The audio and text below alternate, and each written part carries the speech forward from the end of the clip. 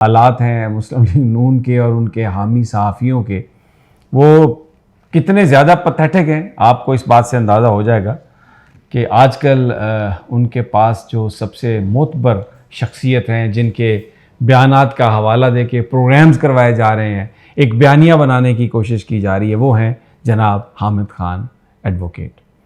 उनका एक गुफ्तगू उनकी हामिद मीर साहब के शो में कि नवाज़ शरीफ की नाअहलियत को जब उसके ख़िलाफ़ जो फ़ैसला आया था उससे पहले ये भी फ़ैसला कर लिया गया था कि अब उनको सियासत से बाहर किया जाएगा। तो इस बुनियाद पर पूरे जो पाकिस्तान का मेन स्ट्रीम मीडिया है वो उस पर ये प्रोग्राम करवाए जा रहे हैं कि जनाब नवाज़ शरीफ की जो नाअहली है उसका पहले से फ़ैसला कर लिया गया था, उनको सियासत से निकालना था, और ये बात जनाब हामिद खान एडवोकेट कह रहे हैं। अब हामिद खान साहब, इसमें कोई शक नहीं कि पीटीआई से उनका बड़ा एक ताल्लुक़ ऐसा रहा है जिसमें मुख्तलिफ़ अदवार में उसमें उतार चढ़ाव आते रहे हैं। और लेकिन ये बात ज़हन में रखना बहुत ज़रूरी है कि हामिद खान साहब, अगर हम वकला की सियासत की तकसीम देखें तो एक आसमा जहांगीर ग्रुप है और दूसरा हामिद खान ग्रुप है। हामिद खान का ताल्लुक़ जो है वो जस्टिस काजी फ़ाइज़ ईसा का जो हामी वकला का ग्रुप है उससे है, और ज़ाहिर है चीफ़ जस्टिस जो नामज़द हैं वो जनाब काजी फ़ाइज़ ईसा साहब हैं। तो हामिद खान साहब जो अब गुफ्तगू कर रहे हैं, बहुत ही वो काबिल एतबार आदमी है, इसमें कोई शक नहीं है। उनकी अपनी एक रेप्यूट है और बहुत ज़्यादा उनकी इज़्ज़त है, लेकिन ज़ाहिर है वो अपने ग्रुप के साथ हैं, और जब आदमी गुफ्तगू करता है तो अब अगर हामिद मीर इंटरव्यू ले रहे होंगे हामिद खान का और वो जियो पे चलना होगा तो डेफिनेटली बात इसी किस्म की होगी। हामिद खान साहब ने भी जो बात कही तो वो आजकल पिछले जो 48 घंटे में जो शोज़ हुए हैं उनकी तादाद आप उठा के देख लें तो आपको यही नज़र आएगा कि हामिद खान से मोतबर शख्सियत कोई नहीं। तो इन लोगों के नज़दीक जो इनकी मर्ज़ी की बात करे वो सबसे अहम है, वो सबसे मोहतरम है। और फिर मेन स्ट्रीम मीडिया, अच्छा दूसरा इससे ये अंदाज़ा होता है आपको कि जो मेन स्ट्रीम मीडिया है उसकी स्क्रीन्स पर इनका कंट्रोल कितना है, यानी ये कितने शो करवा सकते हैं अपनी किसी भी बात पर। तो पूरा इसीलिए मेन स्ट्रीम इररेलेवेंट हो गया और लोग सोशल मीडिया पर ज़्यादा जा रहे हैं, सोशल मीडिया को ज़्यादा देख रहे हैं। अच्छा, एक और चीज़ जो मैं आज आपके साथ शेयर करना चाहता हूँ, और मैं बड़ी मतलब संजीदगी से ये बात कर रहा हूँ कि सहाफ़ियों के हवाले से बात की जाती है कि इमरान खान के ज़माने में, आज मैं सुन रहा था औरंगज़ेब साहबा को, मरियम औरंगज़ेब साहबा को, कि जी सहाफ़ी, मोतबर सहाफ़ी को नैब ने पकड़ लिया, फिर गोलियां मारी गई और सहाफ़ियों के साथ पता नहीं क्या जुल्म हुआ। इसमें कोई शक नहीं कि उस दौर में भी सहाफ़ियों के साथ कोई बहुत अच्छा सलूक नहीं हुआ, लेकिन अभी जो सलूक पीडीएम की हुकूमत कर रही है वो सलूक अगर मैं गिनवाना शुरू करूँ तो आप यकीन करें इंसान को, यानी ये बात कहते हुए शर्म आती है कि हमारी जो हुकूमत है उसमें सहाफ़ियों को कुछ नहीं कहा गया। अगर मरियम औरंगज़ेब साहबा ये कहती हैं, लेकिन वो इतना पक्का मुंह बना के कहती हैं, इतने कॉन्फिडेंस से कहती हैं कि यकीन करें अगर वो कोई एक्टर होती, एक्टिंग में होती तो उनको बेस्ट अवार्ड मिलता कि उनकी बॉडी लैंग्वेज जो है उनकी अपनी लैंग्वेज से बिल्कुल मुत्तफ़िक नज़र और एक ही तरह है, ऐसा आपस में कोई झोल नहीं है। आम तौर पे ऐसा नहीं होता, लेकिन ये तो कमाल हो गया। अच्छा, नून लीग के जो भी हामी हैं या इनके जो साथ हैं वो जो बात भी करते हैं, जिस तरह से भी करते हैं, फिर वो एक्सट्रीम पे जाके करते हैं। अब लाहौर की एहतसाब अदालत के फ़ैसले का मैं जिक्र करूँगा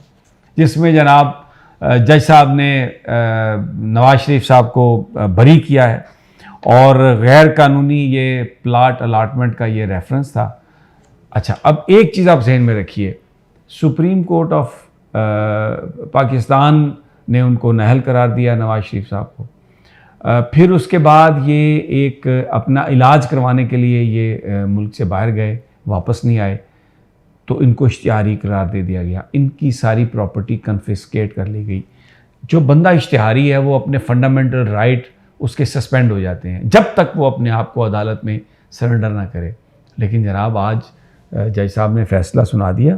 और उन्होंने उसमें क्या लिखा है आपको मज़ा आ जाएगा सुन के। यानी ऐसा लग रहा था कि शायद ये जाती उमरा से किसी ने फ़ैसला लिख के भेजा है, और जज साहब के बस में नहीं है कि वो चीखते हुए निकल आए बस सड़कों पर और नारे मारना शुरू कर दें कि इस मुल्क की जो बका है वो नवाज शरीफ अगर वज़ीर आज़म हुए तो बस इसी में है। क्या लिखते हैं कि रिकॉर्ड बताता है नवाज शरीफ को सियासी इंतकाम का निशाना बनाया गया और इस वक्त की हुकूमत ने नैब हुक्काम को नवाज शरीफ का सियासी कैरियर तबाह करने पर मजबूर किया। मुल्क के 3 बार के वज़ीर आज़म नवाज शरीफ की साख को तबाह किया गया। अब ये आपको ऐसा लगता है जैसे जावेद लतीफ़ कोई प्रेस कॉन्फ्रेंस कर रहा है या मरियम औरंगज़ेब कोई प्रेस कॉन्फ्रेंस कर रही है। फिर वो कहते हैं कि रेफरेंस के इल्ज़ामात में नवाज शरीफ का किरदार तो शरीक मुलजमान से भी कम था और उन्होंने सारी जो प्रॉपर्टी है उसको, उनकी जो मंजमद जायदादें थी उसको बहाल करने का हुक्म दिया और कहा है कि नैब केस प्रॉपर्टी अपील का वक्त ख़त्म होने के बाद रिलीज़ कर दे और फैसले की कॉपी फौरी तौर पर चेयरमैन नैब और डिप्टी चेयरमैन को भी भेज दी गई है। अच्छा, बहुत सारी चीज़ों का फैसला कर लिया उन्होंने जो जज साहब के सामने काबिल समाअत ही नहीं थी। मसलन उन्होंने कहा कि नवाज शरीफ को इश्तिहारी करार देना कानून के मुताबिक नहीं था और लेकिन